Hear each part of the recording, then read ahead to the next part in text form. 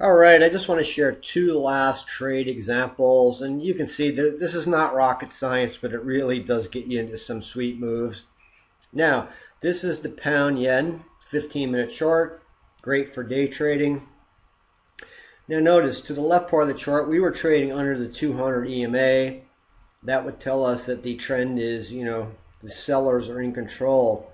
But notice what starts to happen, and this is a familiar pattern. We start to get one bar that's straddling the EMA. A second bar straddles it, okay? We start to get a third bar that straddles it, but it's really starting to show strength to the upside. But notice it didn't meet the criteria. In other words, we didn't have a bar that was primarily above there, so we didn't get sucked into the long.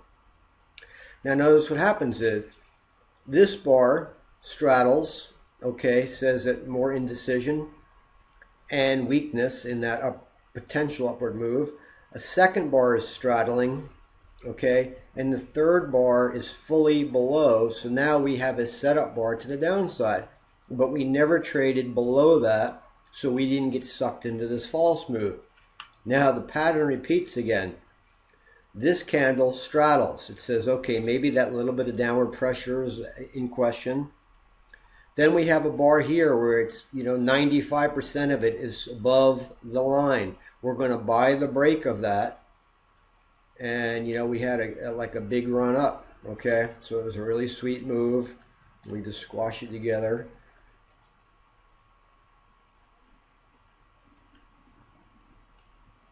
Okay, let me move this thing out of the way a second. So once again, just born out of that one little bar, we had a nice run. Okay, now the last example I want to share with you, this is a 5-minute. And as I mentioned, I would stay away from the 5 because, you're going to get caught in more noise.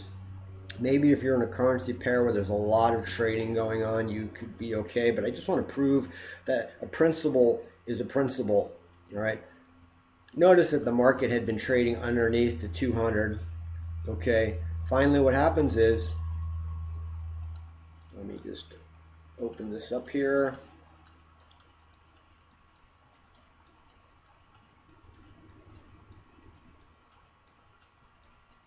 Okay, so the market was underneath the 200, but this bar is straddling the 200. That says the downward pressure might be coming into question. We have another candle straddling it, okay?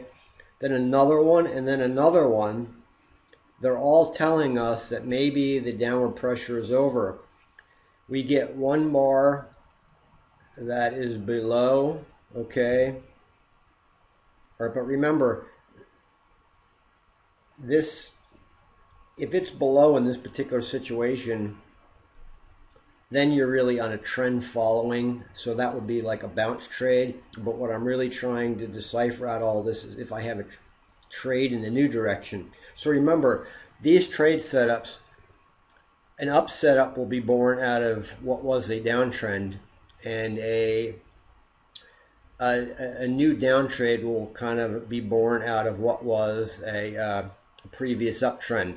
So in this particular case, we were in a downtrend, so if there was a short trade setting up here, that's just a typical bounce trade, pullback trade. That's not what we're talking about in this particular system.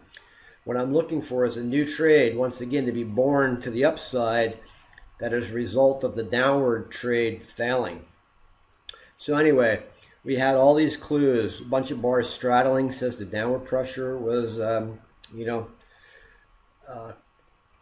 kind of cutting down, and then we have this strong bar to the upside, right? So that is our entry above that bar, and now I'm just going to squash this together,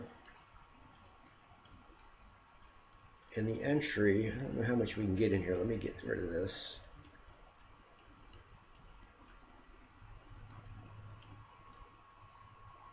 So way down here on this 5-minute, it caught this monster trade up, and I'm not going to BS you and say these trades always happen, but the name of the game is to get into the trades. And if you can get like maybe 2 trades like this out of 10 that really run, that's what's going to make all the difference as far as your account balance goes. So that's it for these examples. It's not a hard system, and you're going to find that just by understanding what's happening with the straddle bars and how they predict what's going to happen next will really give you an edge in the markets. So that's it. I hope this system really helps you.